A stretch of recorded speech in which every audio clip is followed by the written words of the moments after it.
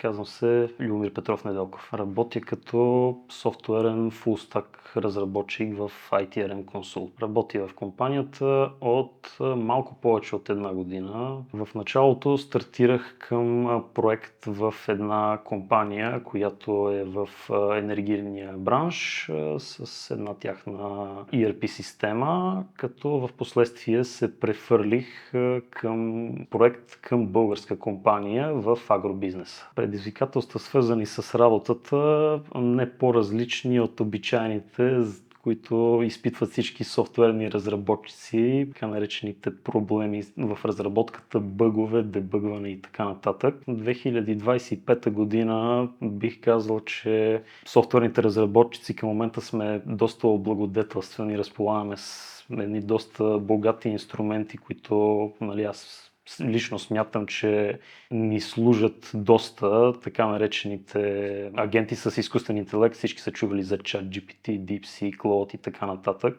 Вършат доста добра работа, могат да се ползват като едни справочници за информация и са доста полезни. Като изключим самия инструментариум, едно класическо постоянство, което помага не само в разработката на софтуер, а и във всички аспекти на живота. Ако някой се чуди дали да се присъедини към компанията, бих му казал, че въобще не трябва да се замисля и да скача почти насляпо, доколкото може да ми се довери на мен. Привличаме в екипа и в компанията близкия контакт с мениджмънта, отворената комуникация. Това, което ме задържа, с професионалните приятелства, които успях да изграда, въпреки дистанционния модел на работа.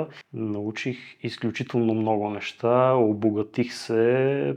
Всеки ден е ново приключение с придобиване на нови знания и опит в комуникацията с колеги, с клиенти и ежедневната разработка.